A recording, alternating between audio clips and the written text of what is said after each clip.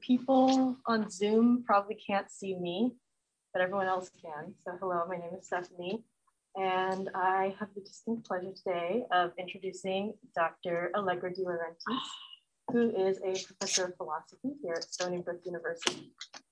Her research centers on Hegel's Aristotelianism, 19th century philosophical anthropologies, philosophy of history, and philosophical conceptions of right in Kant, Hegel, and Marx. And she has published extensively on Hegel, Kant, Marx, and Aristotle, among others. She is the author of Subjects in the Ancient and Modern World on Hegel's theory of subjectivity and co-editor of the Bloomsbury Companion to Hegel. And Dr. DeLaurentiis' most recent book is Hegel's Anthropology, Life, Psyche, and Second Nature, published by Northwestern University Press. And I believe you were recently also a research fellow for the Humanities Institute for the past year. So without further ado, please welcome Dr. Allegra DeLaurentiis. Thank you, Stephanie. So first of all, I'd like to thank Stephanie for organizing the whole colloquium, not this particular colloquium only, because this has been done in a very efficient way. And I hope that we can continue next semester with other colleagues, books, etc. Now, the first thing I have to say, what is my book about? My book is about another book, namely a Hegel book, which has been neglected in the commentaries, interpretations, etc., that have been lavished on Hegel's work for the past 200 years or so. Neglected does not mean that nobody has ever heard about it, but nobody has really study it in depth, and in part it's because it didn't fit certain certain presuppositions about what Hegel should be saying, and in part because it is a problematic text objectively. So it is entitled Anthropology, and it is an integral part of Hegel's system of philosophy, the Encyclopedia of Philosophical Sciences. What is particularly intriguing about it is that it has a bridging function between the philosophy of nature and the philosophy of spirit. And indeed, the subject matter of the anthropology, die Seele, or the soul, is a concept that relies basically on a hybrid ontology. That is, the soul is both natural and non-natural, or in German, geistig, spiritual. You can see, therefore, that the Seele in Hegel's anthropology is a modernized version of Aristotle's Psyche. Both are the precursors of Geist for Hegel and Nous for Aristotle himself. So I will here be only able to focus, of course, on one of the myriad topics that Hegel discusses in the Anthropology. And I have chosen to focus on the last chapter, which is on the notion of habit or habituation.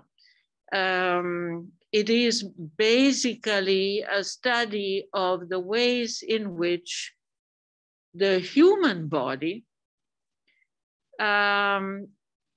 is being habituated in history by the human soul. And what that exactly means is, I hope, going to be clarified here. Yes. So let me start with these two first quotes, because we have to be short here. So I'm just letting Hegel speak. The first quote is from the Anthropology itself. The second is from a totally different text, namely the Philosophy of Right. Number one, he says, habit is often spoken of disparagingly and taken to be something lifeless, contingent, and particular.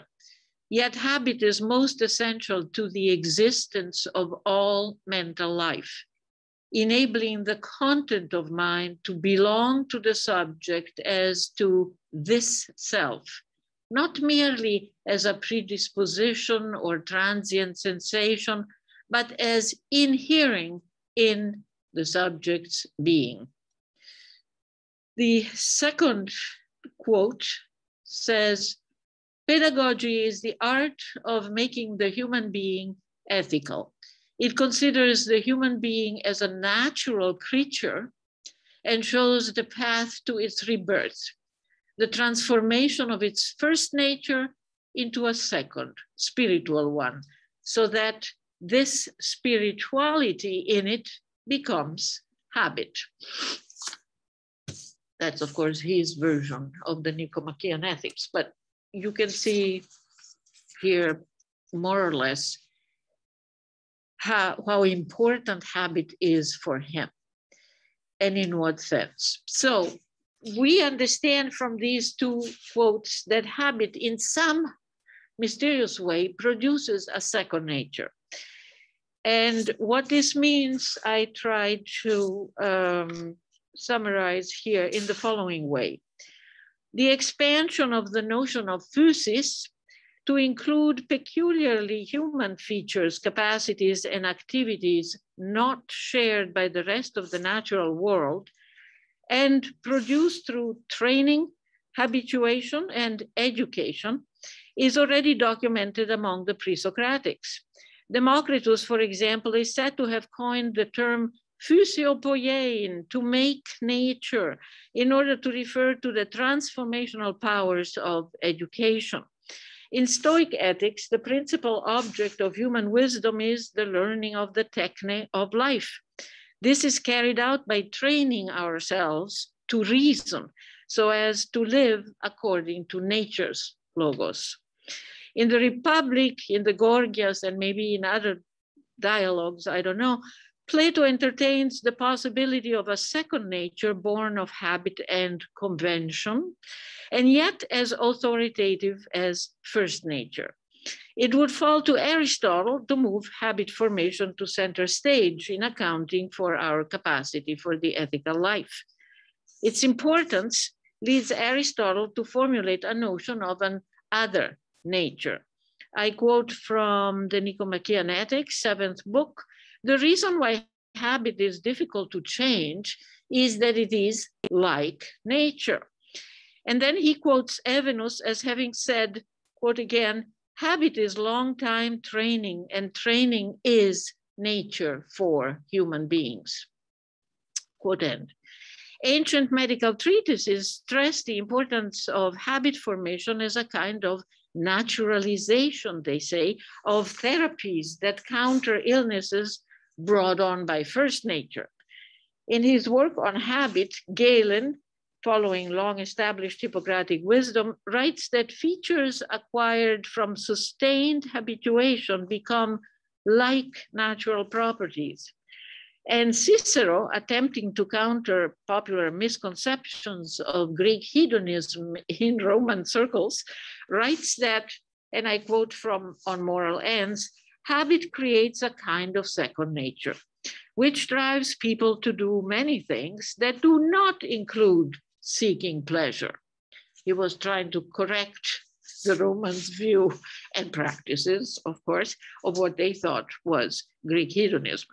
Cicero adds that habit even produces, I quote, a nearly other nature, quasi altera natura, through habitual and purposeful exertion, otherwise known as work. Now, in treating habit and habituation at the conclusion of the Anthropology, Hegel is engaging this tradition.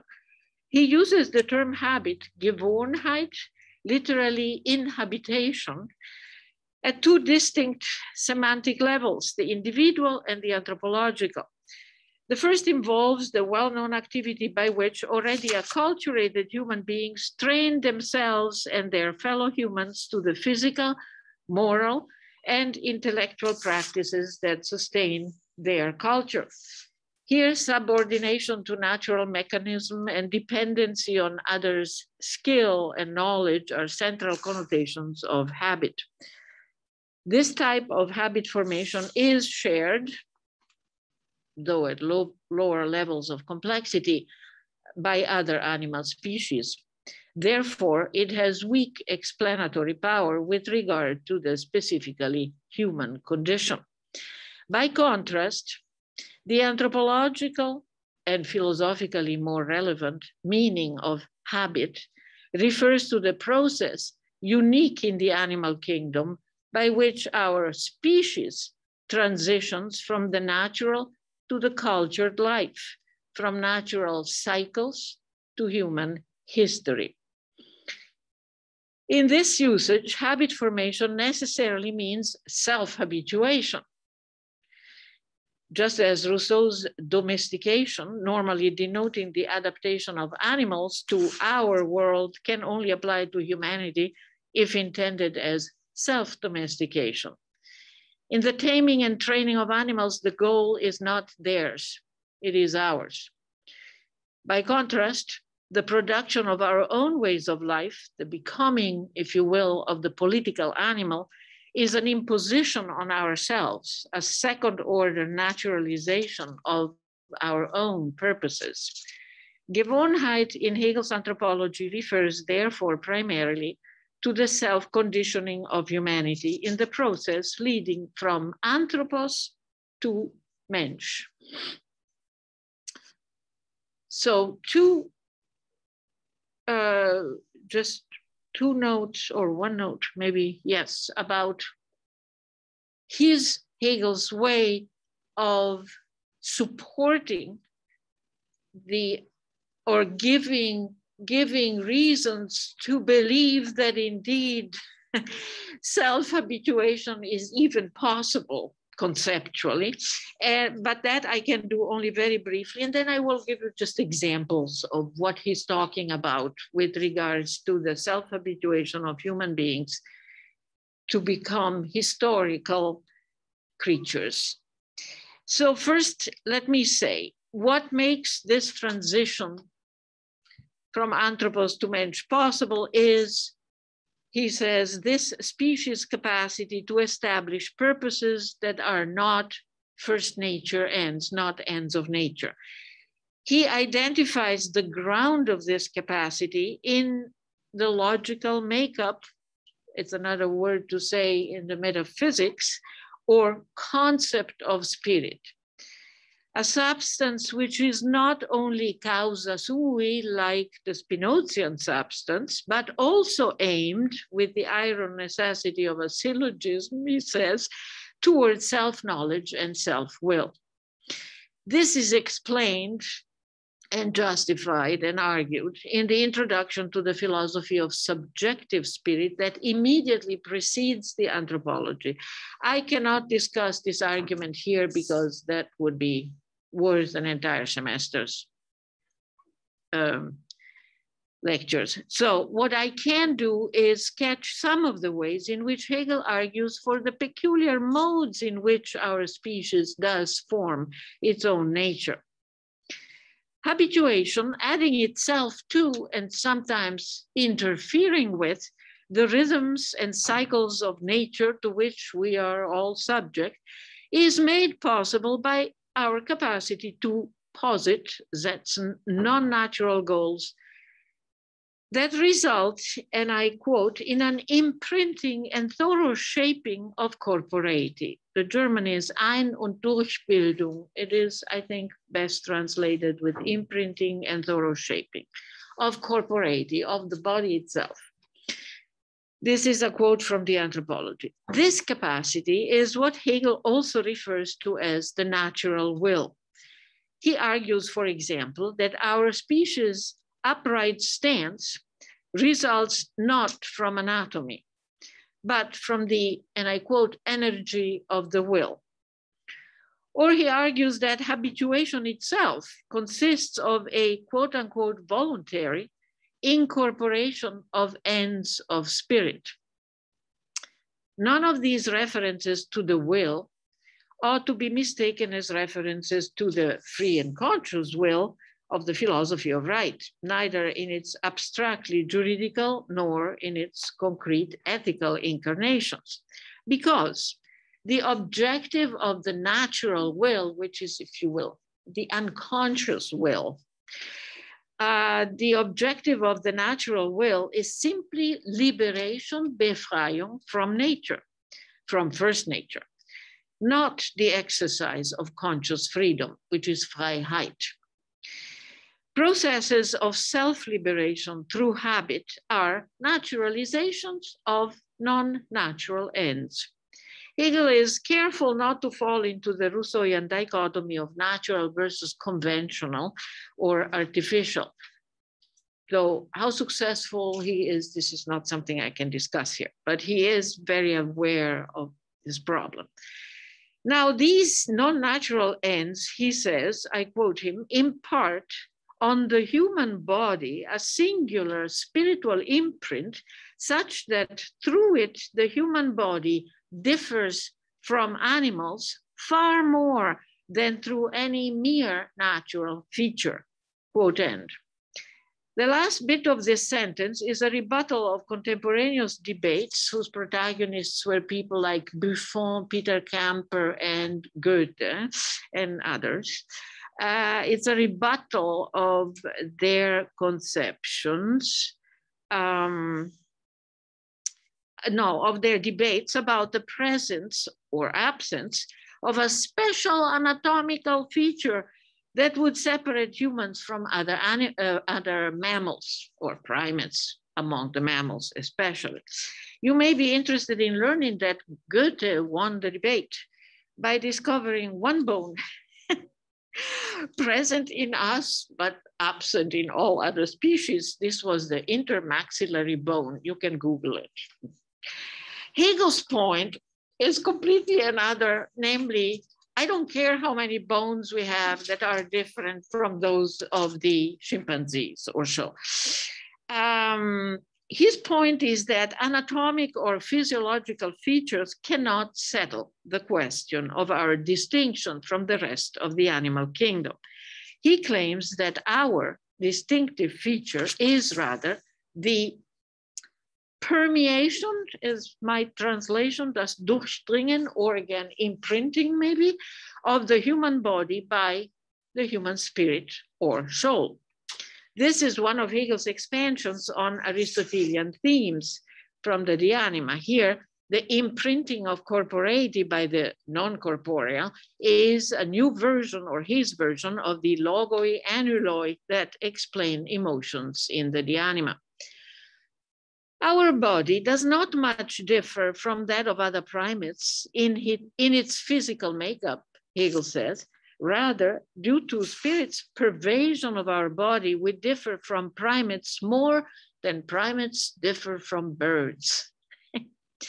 Here are some examples, here we come to the examples, of the ways in which our mind permeates our body.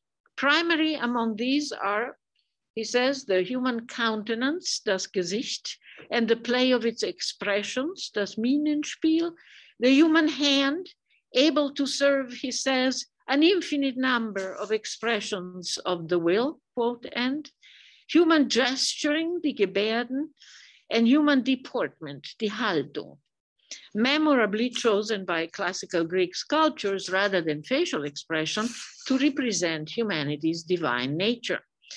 But the most unequivocal and possibly first manifestation of our natural will to emerge from the rest of nature, to leave it behind, in a sense, he argues, Hegel argues, is the anatomically challenging upright stance. And because his argument that the upright stance is the product of our natural will, not the product of a mechanism of our anatomy, I will zero in on this as particularly paradigmatic, but so that you don't think that he is just arguing in at these levels, I want to at least mention his extensive discussions of all sorts of other competencies, less primitive competencies, if you will, okay, engendered in us by the trained habit of, as he says, receiving sensations without sensing them, having feelings without feeling them, and even retaining cognitions, knowing stuff without knowing them. So some examples are the following.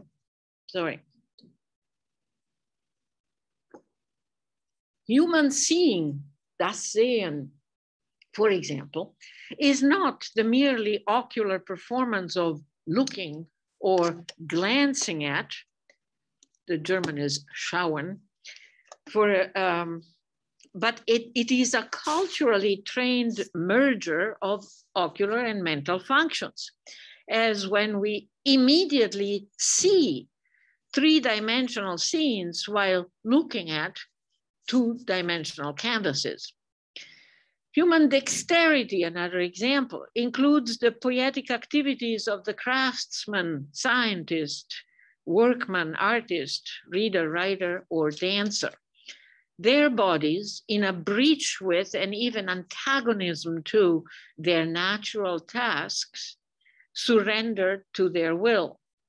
The dancer's split leap, for example, does not conform to human anatomy. Only arduous training makes it possible.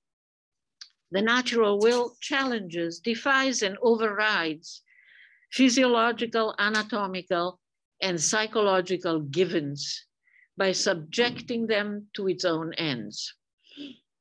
Now, to avoid misunderstandings, I hasten to add that Hegel devotes several paragraphs, of course, also to the limitations of the soul's mastery over the body. The body's subjection to alien ends, alien to it, does not imply its obliteration. Though compliant and adaptable, our body is recalcitrant to aberrant uses by the natural will. The intrinsic limitations of the will's sway over the body are, he says, even manifest in an activity, perhaps particularly interesting to an audience of philosophers, that requires habitual exertion, namely higher level thinking.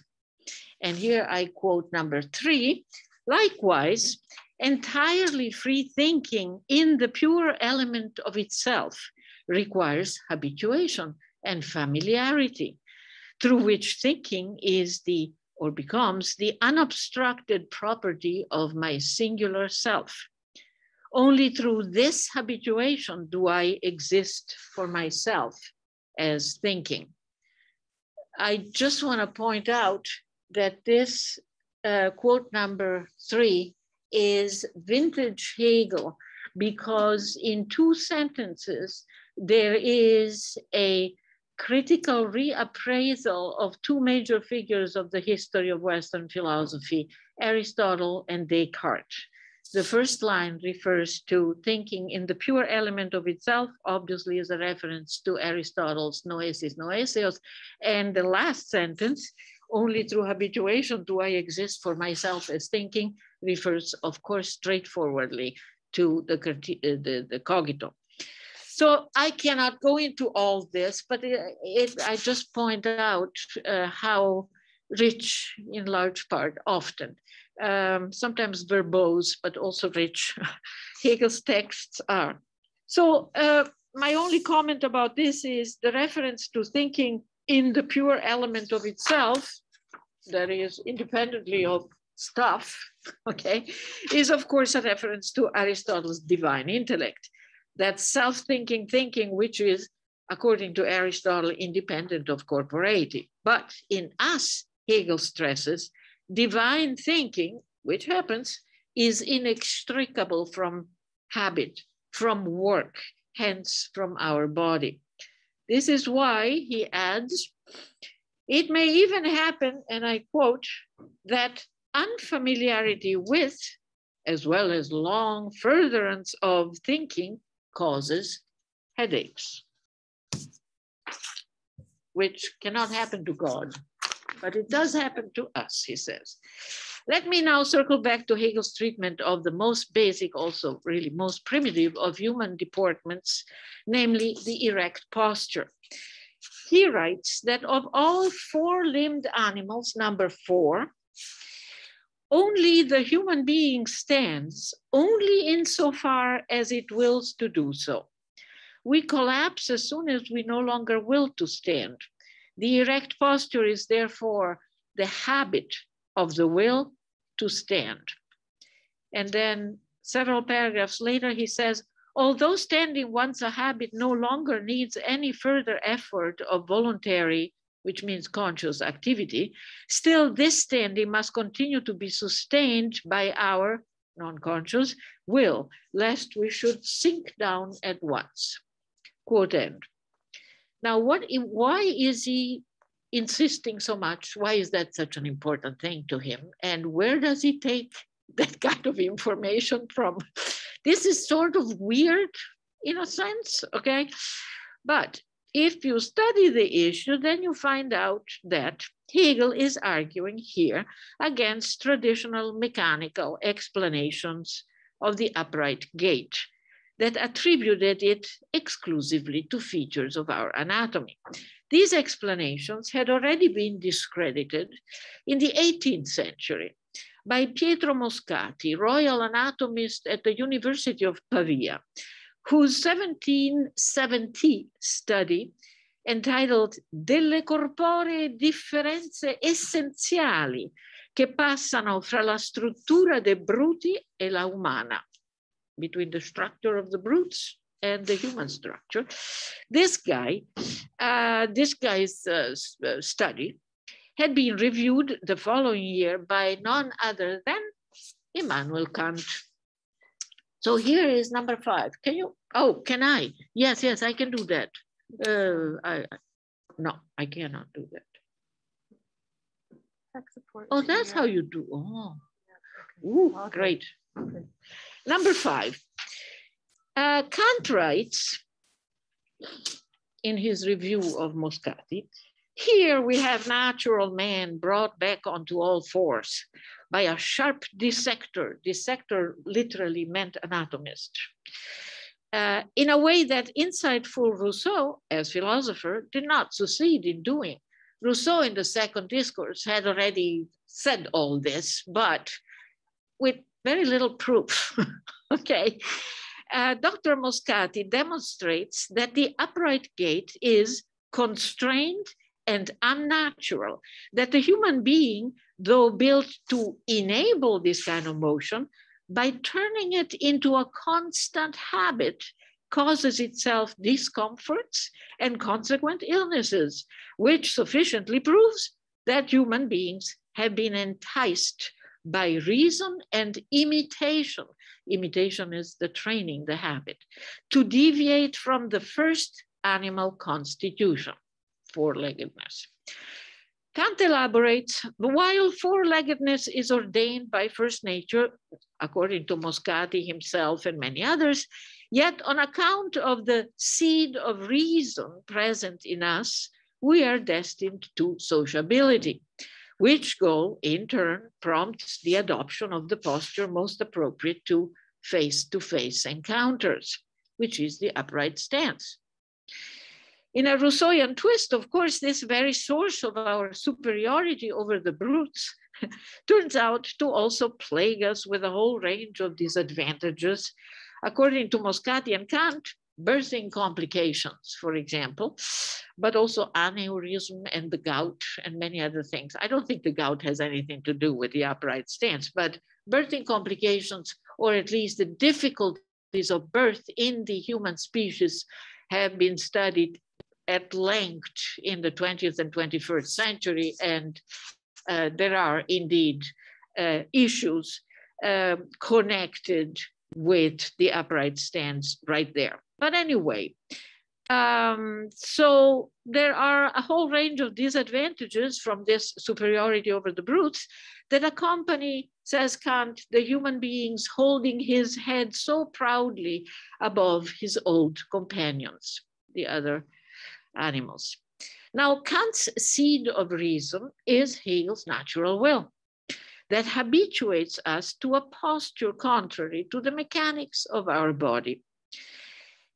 In my research, I found that these philosophers' refutation of purely physicalistic explanations of human evolution are now fully shared by new studies in paleoanthropology and neurology that focus on gait control and energy expenditure. I can't go into the details here, but okay, that's a fact. Random mutation and environmental selection, though sufficient explanations for our anatomy, for the way we're built, are no longer considered adequate to explain our ancestors' transition to bipedalism. The vital interest of humanoids to walk upright in open grasslands or shallow waters, not to mention our daily need to lie down to restore bodily strength, are just some of the scientific arguments brought up today against purely physicalistic accounts of human bipedalism. In other words, science now tends to corroborate the idealist philosopher's view that factors other than anatomy must have played and still play a crucial role in the species' adoption of a daytime erect posture. In Hegel's terminology, the human species' response to need is not immediately physical, but is always also mediated by practical intelligence or the natural will. And so one more paragraph and then I'm done. I wanted to add to this sample of the anthropology an important consideration that comes at the end of the anthropology before entering other forms of subjective spirit. A final consideration on the pivotal role of habit in Hegel's thinking about the peculiar status of our species is the following. It is precisely in the unresolvable struggle between the awesome power of the natural will to command and to mold the human body on the one hand, and the impossibility to exceed the body's limitations on the other. It is in this struggle that the human ego emerges, he argues. For this to happen, however, the human animal must first become a creature of habit. Through a gradual, laborious, drawn-out, historical habituation of the species Anthropos to life as the genus Mensch. In the end, this self-habituation is for Hegel the catalyst of all that humanity is and does once we have crossed the threshold to self-consciousness. It is the catalyst of our second nature.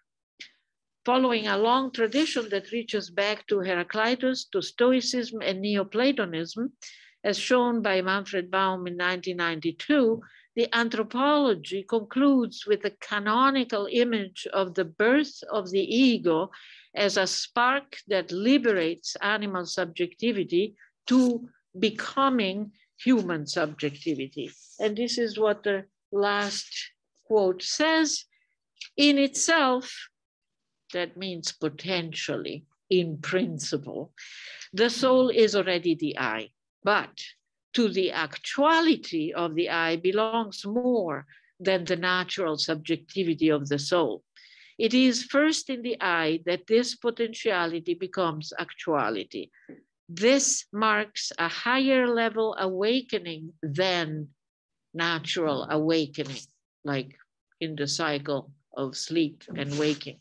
For the I is the lightning that strikes through the natural soul and consumes her naturality. Thank you. Done.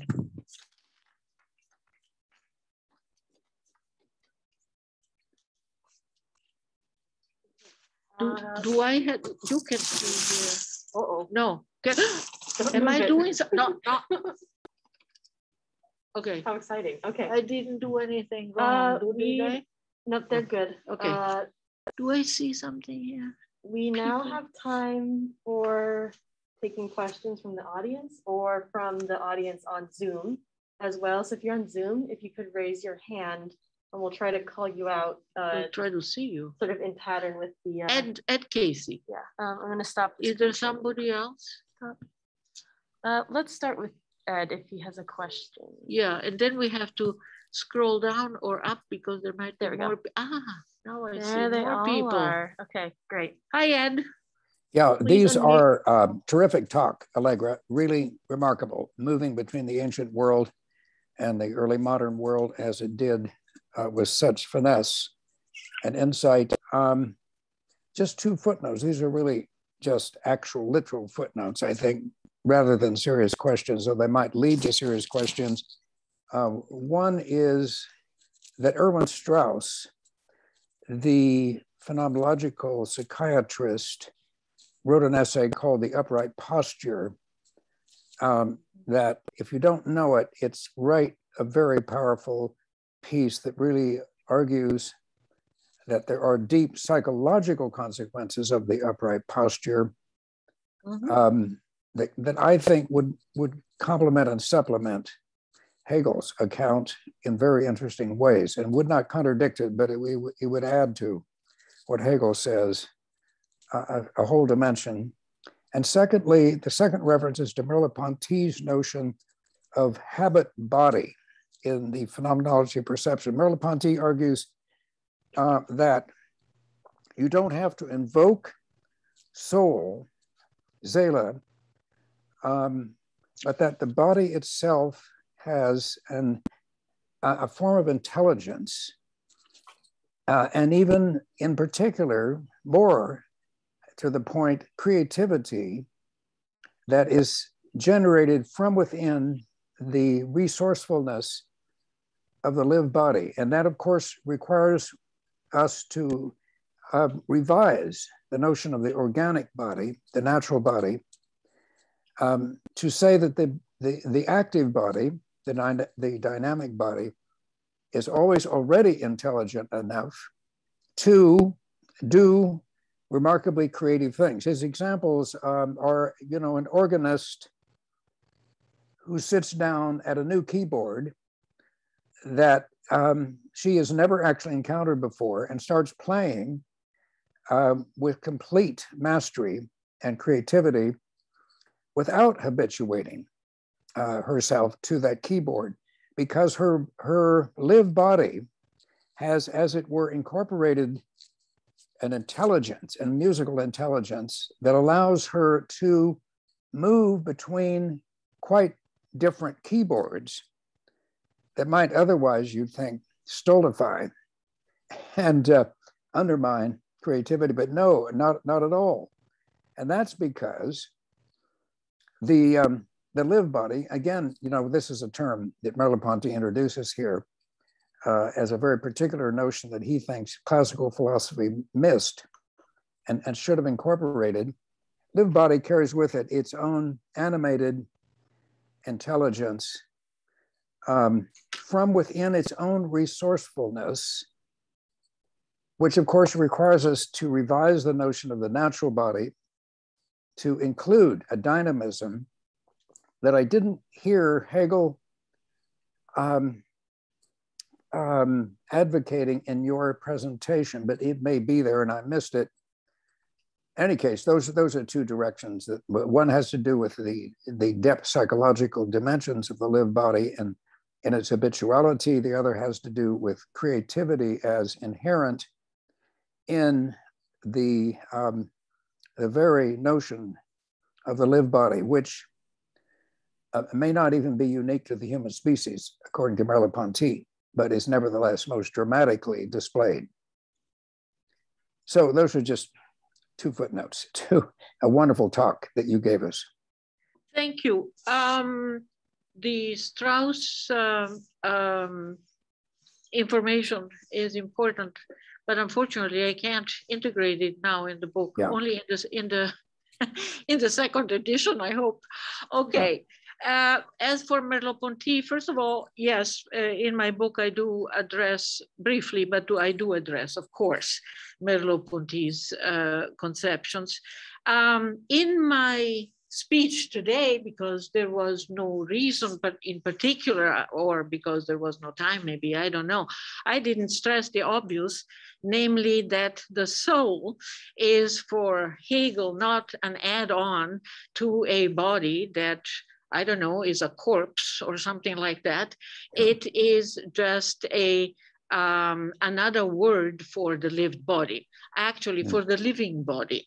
Indeed, I would say 1/3 of the anthropology is dedicated to what Hegel calls animal subjectivity. Not the anthropos comes at the end when things get complicated and a little bit refined. Then comes anthropos, but in reality, it is really about life, just like in Aristotle's The Anima. It's not all about superior faculties of the intellect or emotion, the subtle emotions, etc. It's about trying to give an account of what live matter is, first of all, i.e. what is an organism actually, and how does it differ from the stable or so, and why do organisms then do all the funny things that they end up doing, such as evolving, for example, and being able to negotiate nature, both the living and the non-living one, etc. So essentially, Hegel's notion of soul in the anthropology is what used to be called helomorphic. Only helomorphic is a bad word because it suggests something with morphe as opposed to eidos. So I stay away from mentioning this too often, but here now I mention it because he really does mean to say that, you know, if a cat passes by you, in your living room, and you might as well say that a soul just passed by. It doesn't make any difference to him. So yes, there is much more similarity between what you just described is Merleau-Ponty's central idea and the central idea of the anthropology. But you're right, it wasn't part of what I said. So thanks, Allegra. Thank you. Yeah, I see Lorenzo. Yeah, Allegra. Thanks for that. It's a fantastic talk. I just have a quick sort of throwaway comment and then a question. I was thinking as you were talking about Hegel's account of our being upright, you must have watched a lot of children on the verge of walking. Yes, so I think about my granddaughter is clearly exerting her will to stand straight, and as long as when the will goes, she collapses. Right. The other is a question about, maybe this is more relevant for Hegel's sort of philosophy of history, but at any rate, you talk about habit producing second nature, which, you know, one can connect with the idea of culture in a way, and self-habituation, maybe with discipline or something that's what. But at any rate, self-habituation, according to Hegel, leading us to become historical creatures. Now, later, elsewhere, when he talks about, say, Africa not having a history, or Africans not having a history, and therefore, in that sense, not being historical creatures, how does that play back into the account of the anthropology with regard to habit and second nature and that sort of thing? Thank you. Two things. First, about babies, that's the easier answer. As a matter of fact, no, I'm taking this seriously because we have to also realize that as was very, you know, widespread in the 19th century, well until the end of it, people dealing with phenomena, for example, evolutionary phenomena at the species level, phylogenetically, as the word went, meant this to be paralleled by ontogenetical developments at the individual level. because there had to be something that the species and specimen had in common.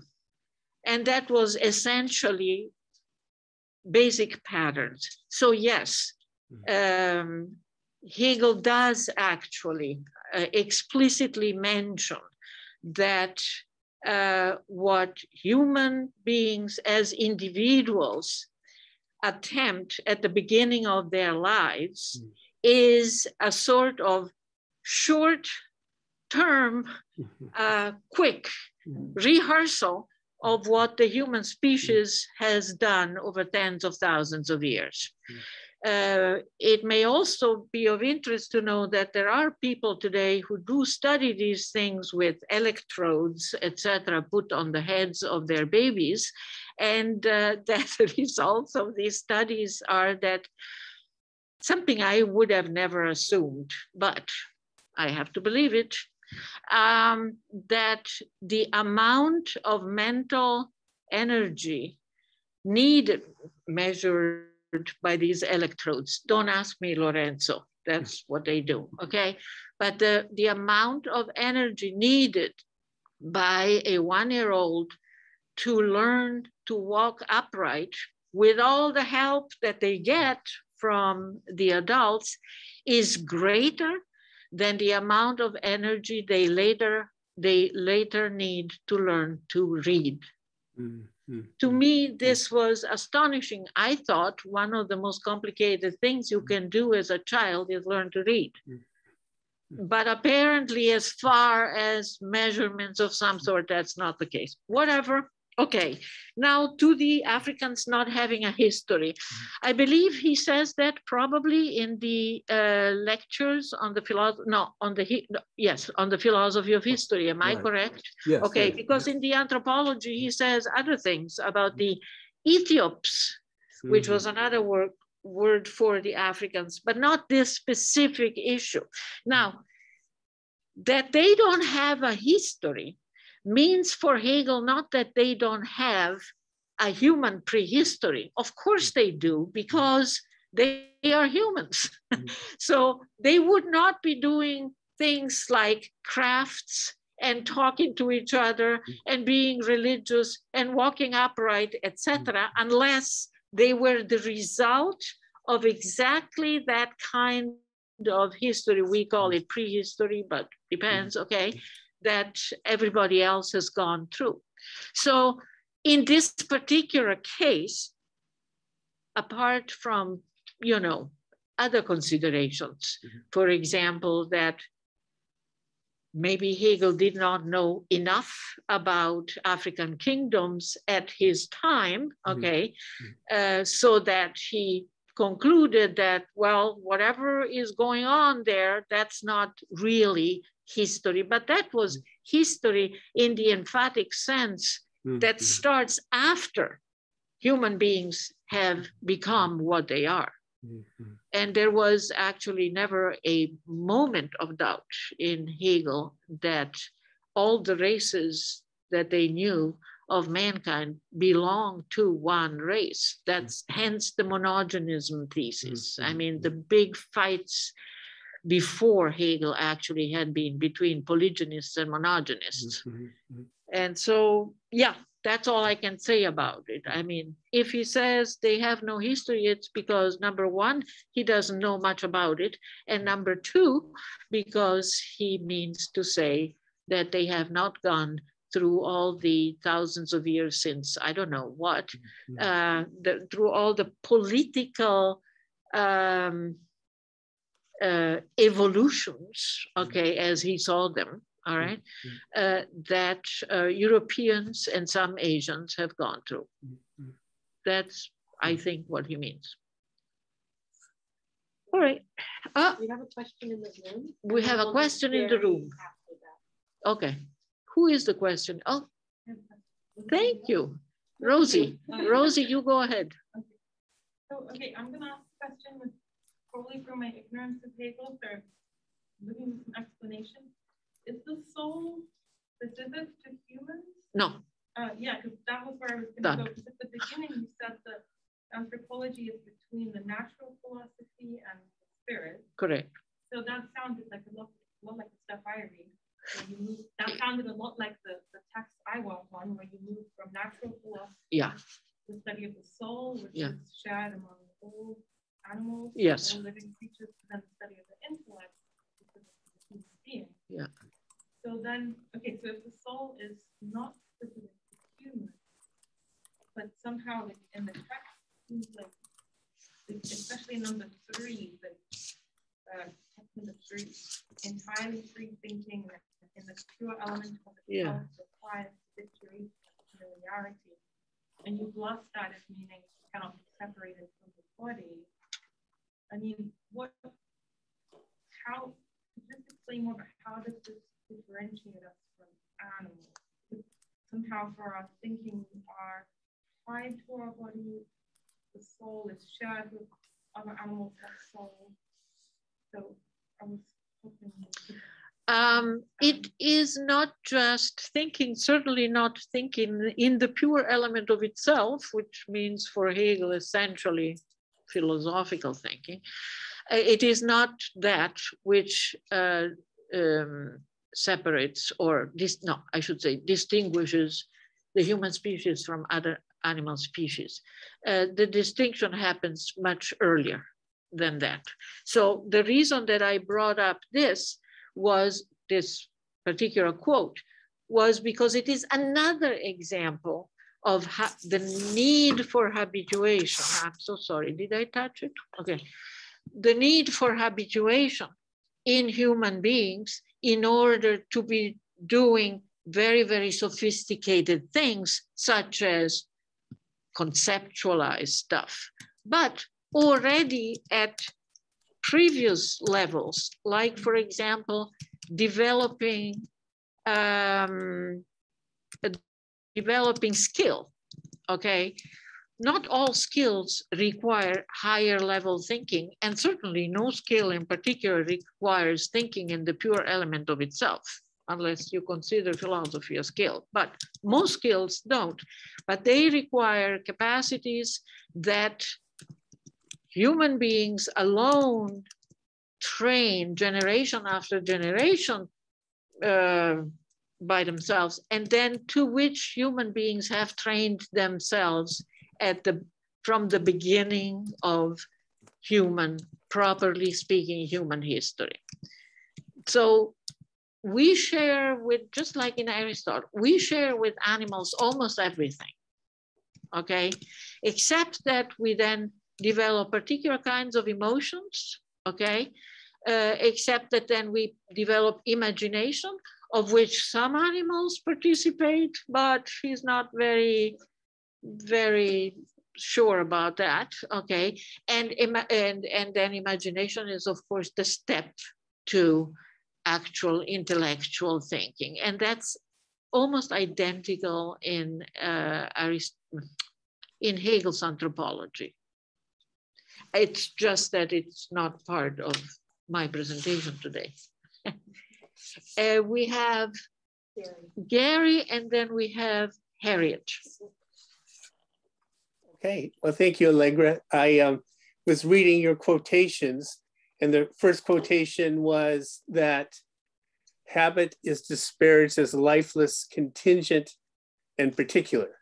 So I take it that, on the contrary, habit is not lifeless because it's essential to mental life, and that habit isn't contingent because it is essential. And so in the third case, that habit's not only particular, but is it because it can be historical, the zeitgeist, as it were. And so I want to piggyback on Lorenzo's question about Africans, about breaking some of these bad habits. Hegel, in lectures on history of philosophy, said, in the East, consciousness does not exist, nor does individual morality. Everything is simply in the state of nature, which allows the noblest to exist as it does the worst. The conclusion to be derived from this is that no philosophic knowledge can be found here. The Eastern form must therefore be excluded from the history of philosophy. Philosophy proper begins in the West. So I could sort of take that to be as sort of a bad habit of mind. How would Hegel break this kind of bad habit? I'm sorry. First of all, the first quote that we have, Hegel is saying habit is often spoken of disparagingly and taken to be something lifeless. That's not Hegel's opinion. You're right. Yeah. So I was giving the three statements that it's not lifeless because it's essential for mental life. It's not contingent because it's essential. And so it's not particular because it can be it's universal. Yeah. That's right. Yeah. So, and then therefore looking at sort of the spirit of the times when Hegel lived, there seemed to be some bad habits about Africans and about Orientalism. So, you know, so it seems like habit itself cannot be praised, but, you know, how do you form the correct habits? Like he said, pedagogy is required for ethical life, you know, so it seems like there was something missing in Hegel's ethical life if he were to have these attitudes towards Africans and Asians. I'm sure there was. Yeah. If you interpret the habit as meaning prejudice, I'm with you all the way. Well, but that's not the topic. But there are historical habits of mind that need breaking. Like today, you know, our country has very bad habits of mind in terms of critical thinking. Right? Yes, and all countries do, not only this one. Habits anyway, is not thank you. Yeah, habits would not be a positive thing in this case. Yeah, yeah. Can we go to Harriet? Yeah. My question, and this comes, I don't know, I'm not Harriet, can you speak up really loud? Yeah, I'll speak up very loud. Okay, so I was wondering, so it seems like, and this is coming from a complete ignorance of Aristotle, Descartes, and Hegel, but it seems like Hegel is trying to reconcile like Aristotle's sort of hylomorphic view where the body and soul are inseparable, but then he's also not trying to let go of Descartes' I, that's sort of separable from the body. Sure. And it also seems like at the final quote that you gave us that he's trying to give some kind of account of the I's emergence from the soul. So I was wondering, like, one, why he's not trying to let go of like Descartes' I, if he is not trying to let go of Descartes' I. Maybe I'm misunderstanding. And two, I was wondering if this account of the emergence is like evolutionary or if he's trying to develop an evolutionary account, a developmental account, or what kind of account he's trying to give in the anthropology, because I'm not really quite sure if I understood that completely. Yeah. As usual, a very good question of Harriet. So here's how he argues. He argues, if you will, in an evolutionary way in the anthropology. But keep in mind that Hegel's anthropology is not Hegel's philosophy. It is a segment of it. A segment of what? A segment of the development that Geist or spirit is. So at the end of this very, sometimes almost physicalistic sounding account of what the soul is, Hegel explains, which was my last quote, was intended to highlight. He explains that it is only thanks to self-habituation, various things, work, you could also say, etc., that the human species, the Gattung, manages to develop the concept of the I. The I is not in reality independent of having a body. There are no eyes floating around here, okay? Every eye we know of is inside something living, okay?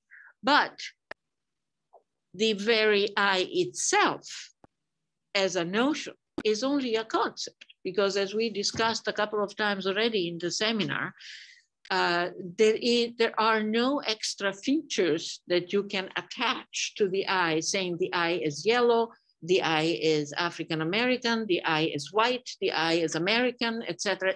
The eye is none of this, okay?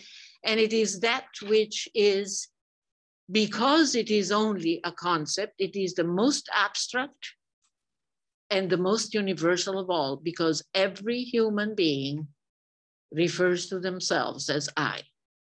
So this is why, for him at least, in his view, there is no contradiction between giving a naturalistic almost account, or fully account of the soul, following its, what we today would say, pre-conscious or so, development towards something like consciousness, of which he doesn't talk in the anthropology. There is no consciousness, certainly no self-consciousness in the anthropology.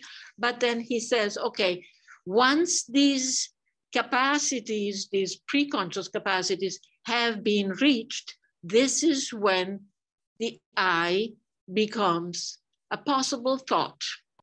And those animals that conceive that thought, that's us. Okay, and that's the I. Is the I without a body? Yeah, as a concept, yeah. And there is only a concept of the I. There is nothing else to it. It is, as Kant said, what has to accompany all our representations, but it's not a representation itself. Okay, all right. So thanks for that, Harriet. It's always challenging. Okay. Can we move on? No. Oops. Yeah. Right. This is kind of basic, but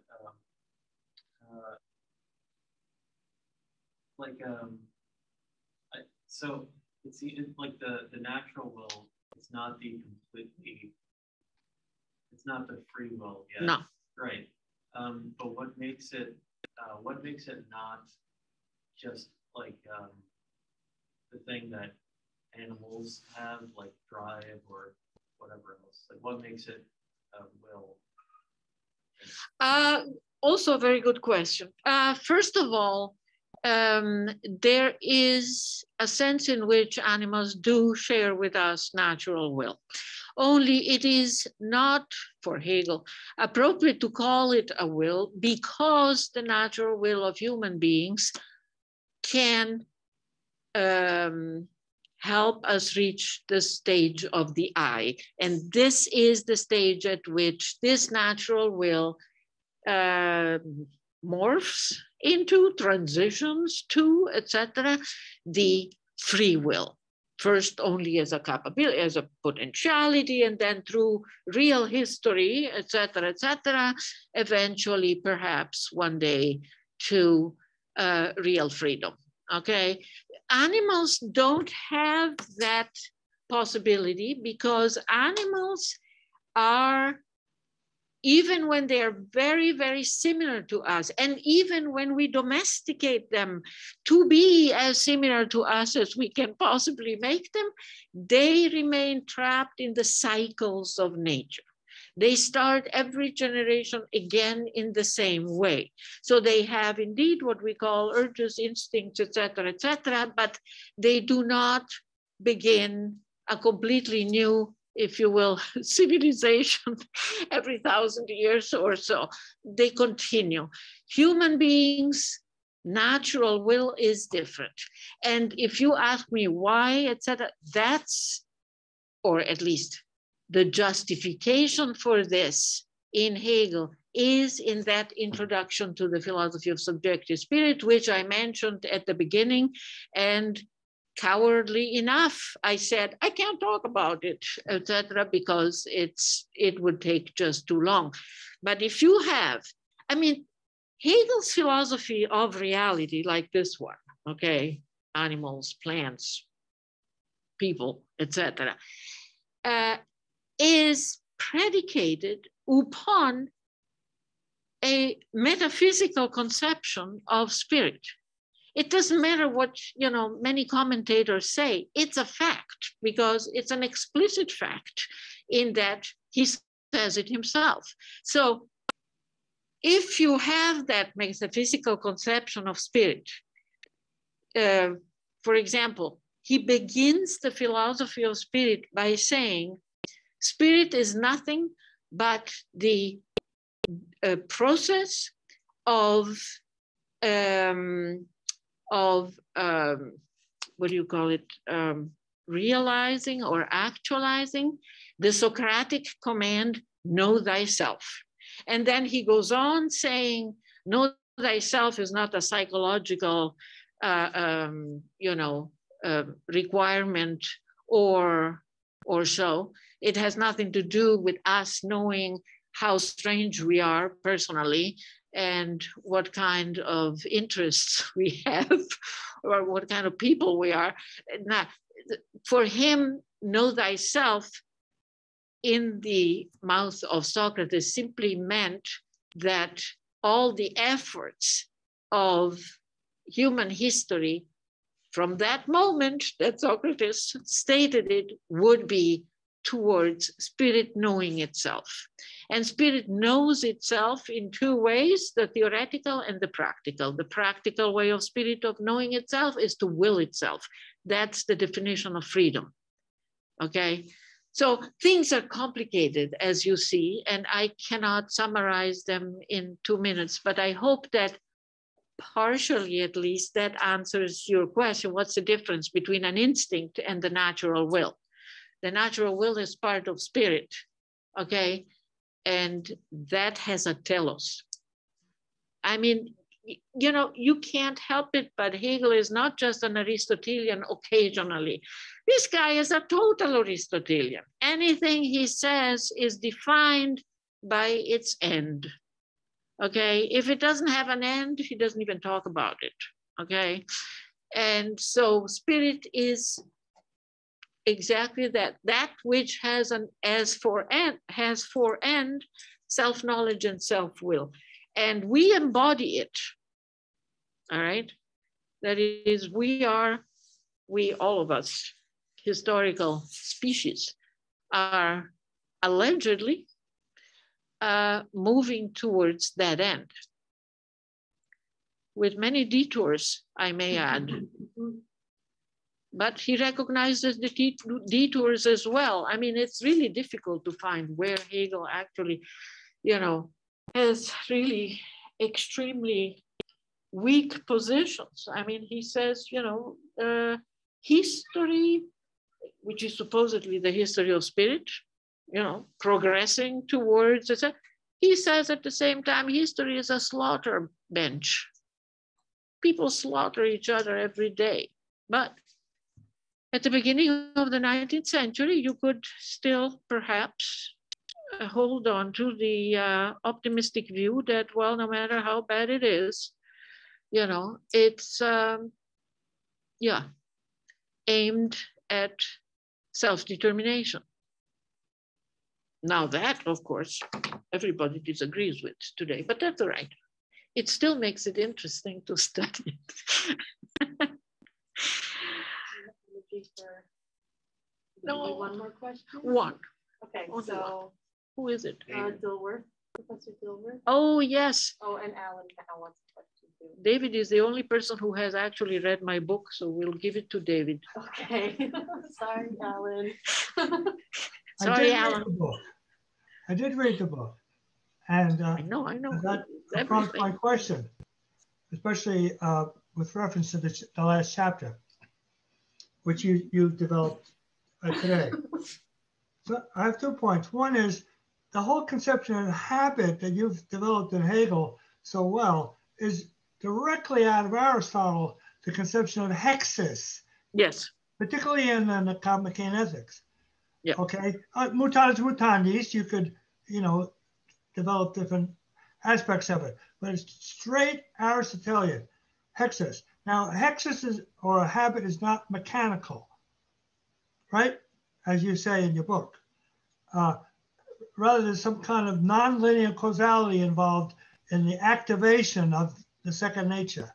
and then the second nature, as it were, gathers snowballs or gathers momentum by its own, more and more of the creativity that Ed Casey was talking about, because it's built into your second nature, okay? Yeah.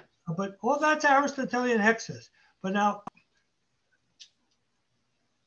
my other question, or my real question is, if you go back to that word anthropological, if you press the anthropological too much, which I believe you did out of Hegel in the last chapter, you end up with the human species having transcended lower nature.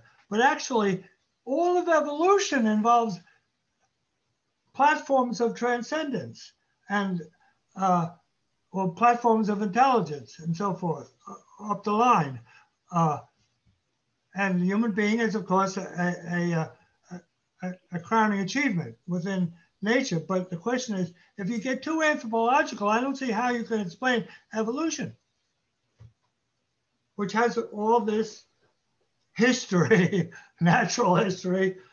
See, human history is based on natural history. It's one continuum. Now, granted, the continuum involves degrees of transcendence upward, but I have a feeling that if you put too much weight on the human intellectuality or the human eye, then you've lost the continuity through the splendid history of evolution, which is so much more than humans. And humans are not necessarily the only telos, in history. Or do you want to hold that? Even Kant didn't want to hold that. So okay. That's my question. If I understand correctly, two things I can say to this. First of all, thank you for pointing out the shortcomings of my last chapter, because they are there. I can see that. It was written in a hurry, but that we won't say out loud, and certainly not to my publisher. They loved it. They don't know any better. So that's correct. A lot more should have been said, and more subtly. As for the hexes issue, maybe I did not make that clear today. These are only excerpts, as you know, from the last chapter. So habit itself must be often very repetitive, very mechanical, not accompanied by anything creative. It is the result of habit that is the creation of second nature, of a second nature world, of a totally different world. Think of it as the ballet example, okay? That's nothing natural going on there, okay? There is a choreography.